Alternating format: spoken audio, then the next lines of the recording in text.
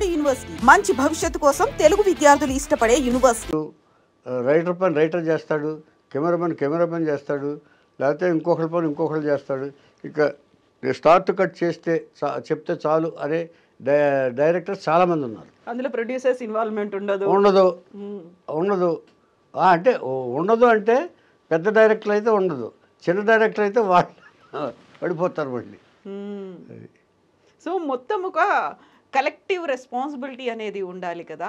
So ఒక సినిమాని తీస్తున్నా అంటే కలెక్టివ్ రెస్పాన్సిబిలిటీ ఉండాలంటే చెప్పాను కదా, నేను చెప్పినట్టు నాయకుడిని బట్టే ఉంటుంది ఫాలోయర్ని.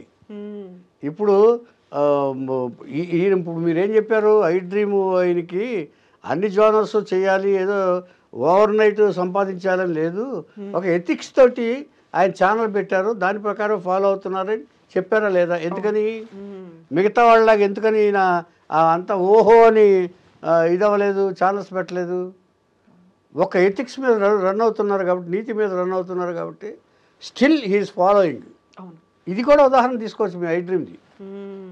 ఇప్పుడు నేను ఒక క్వశ్చన్ వేసాను మీకు, ఈ పక్క ఛానల్ వాళ్ళు ఇలా డెవలప్ అయ్యారంటే నేను ఇలా ఇంటర్వ్యూ ఇచ్చానని చెప్పి మీకు చెప్పాను నేను.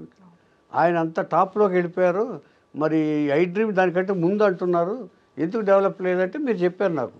అన్ని జానర్స్ మేము థంబ్నెయిల్స్ ఇవి పెట్టి చేయట్లేదు. నేను థంబ్నెయిల్స్ గురించి ఒకసారి మహాఛానల్కి చెప్పానండి ఇంటర్వ్యూకి. థంబ్నెయిల్ చండాలంగా పెడుతున్నారు, వాళ్ళు ఆలోచించాలి, ఇంటికి వెళ్ళాక ఆలోచించుకోవాలి.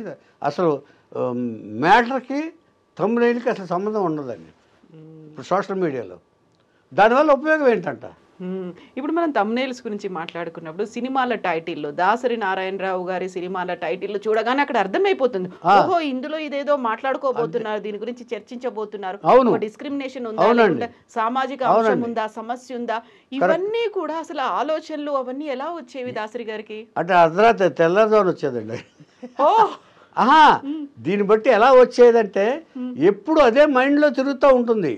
అంటే ఛానల్స్ ఎక్కువ ఉన్నాయి ఆయనకి, మీకు అర్థమైందా? డిఫరెంట్ ఛానల్స్ ఉన్నాయి. ఈయన చేస్తూ ఉంటే ఇలా చేస్తూ ఉన్నారంటే ఓహో ఈయన దేని గురించి ఆలోచిస్తున్నారు అనమాట.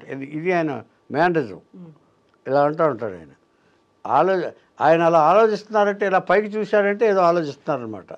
సడన్గా చెప్పేవాడు, ఏమైనా మంచి థాట్ వచ్చిందా అని చెప్పి కథలో ఒక పాయింట్ చెప్పేవాడు ఆయన. అప్పుడన్నీ మీరు పెన్ను పేపర్ పట్టుకుని టేప్ రికార్డర్, ఇదివరకు పెన్ను పేపర్ అండి, ఇప్పుడు ఆయన స్పీడ్కి అందుకోలేక టేప్ రికార్డర్ పెట్టాం. అయ్యో కొన్ని డైలాగులు మిస్ అయిపోయాయి. తర్వాత ఒకసారి సారీ మళ్ళీ ఎలా చెప్పనా, క్రియేషనే ఇది అనేవాడు ఆయన. విసుక్కునేవారు ఆయన. మంచి మంచి డైలాగులు పోతాయి ఒక్కోసారి. మరి ఆయన చెప్పినట్టు ఆయన ఫ్లోలో ఆయన క్యారెక్టర్లోకి వెళ్ళిపోయి చెప్పేసేవారండి. మనం ఎలా అందుకోగలమండి రాయటం? అప్పటి నుంచి ఆయనే సలహా ఇచ్చినట్టున్నారు, మన ఎప్పుడు గుర్తులేదు నాకు, టేప్ రికార్డు పెట్టేసాం. ఇక వేసింది ఆయన ఎలా అన్నా చెప్పుకొని మేము రాస్తూ ఉంటాం. అంటే ఒకవేళ సెట్లో జరుగుతూ ఉంటే, షూటింగ్ జరుగుతూ ఉంటే రాసింది ఒక పార్ట్ ఇస్తాం, ఒక 10 డైలాగులు ఉన్నాయనుకోండి, ఒక క్యారెక్టర్ ఉందనుకోండి, అది పంపించేస్తాం ఇంకో నెక్స్ట్ అసిస్టెంట్కి. పంపించేసి నెక్స్ట్ మేము టేప్ రికార్డు పెట్టుకుని ఫిలప్ చేసేస్తాం సీన్. ఆయన స్పీడ్ అడుగులేవాడు, పాత్రలోకి వెళ్ళిపోతాడు ఆయన. ఇప్పుడు ఆ రోజు షూట్ ఉంది, అందరూ రెడీ అయిపోయారు, సెట్ దగ్గర నుంచి ప్రతి ఒక్కరూ రెడీ అయిపోయారు. అప్పటికప్పుడు ఏదైనా థాట్ వస్తే ఆ స్క్రీన్ ప్లేని డైలాగ్స్ని అప్పటికప్పుడు మార్చుకునే వాళ్ళ, లేదు ఇదే ఫిక్స్డ్ ఇలాగే వెళ్ళిపోదాం? అసలు ఫిక్స్ చేసే ప్రసక్తి దాసనారాయణరావు కెరియర్లోనే లేదు. లేదు, సెట్లోనే. ఎన్టీ రామారావు గారి బొబ్బుల పులే అక్కడ రాశాడు ఆయన. అక్కడ రాస్తే ఎవరో డిఫరెన్స్ ఆఫ్ ఒపీనియన్ చెప్పారు వడ్డే రమేష్ గారు.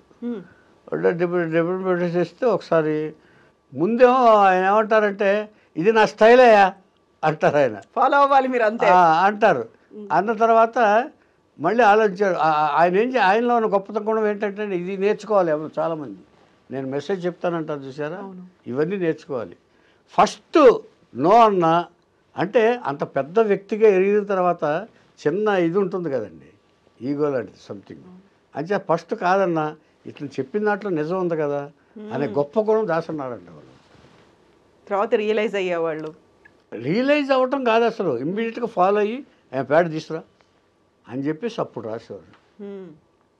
అప్పుడు రాసింది క్లైమాక్స్ నచ్చలా ముందు ఎవరికి, బొబ్బుల పులి. ఆ తర్వాత రాశారు అప్పటి వరకు 12 గంటల వరకు రామారావు గారిని అందరినీ అక్కడ కూర్చోబెట్టారంటే దాన్ని బట్టి దాసనారాయణరావు ఏంటో తెలుసుకోవచ్చు మీరు. ఆయన అక్కడ రాస్తూ కూర్చున్నారు. చాలామంది ఈగోలు ఫీల్ అయ్యారు. చాలామంది ఏంటి మమ్మల్ని కూర్చోబెట్టి రాస్తారు డైలాగులు, ఇంతవరకు ఎవరు లేరు అని చాలామంది హర్ట్ అయ్యారు కూడా. 12 గంటలు కూర్చున్నారా రామారావు గారు? 12 గంటల వరకు పొద్దున్నే వచ్చి రామారావు టైమింగ్స్ తెలుసుగా, అందరికంటే ఆయన కూడా టైమింగ్ మెయింటైన్ చేయట్లేదు మాస్టర్. ఆయన సిన్సియర్టీ 6 గంటల కంటే 5:59కి ఉంటాడు ఆయన కూడా. వచ్చి రామారావు గారు అలా కూర్చున్న సెట్లో అందరూ పెద్ద పెద్ద ఆర్టిస్టులు ఒక 20 మంది ఆర్టిస్ట్ తెలుసుగా, బొబ్బిలి క్లైమాక్స్లో ఎంతమంది ఉన్నారు అంతమంది కూర్చున్నారు. బట్ ఈ రాస్తానే ఉన్నారు అక్కడ కూర్చుని. ఇక వెళ్తే ఇక ఎవరి గురించి పట్టించుకోడు ఆయన, లీనం అయిపోతారు అంతలా. తనే అనుకుని తనే ఆ పాత్రలోకి వెళ్ళి రాస్తారు. అయితే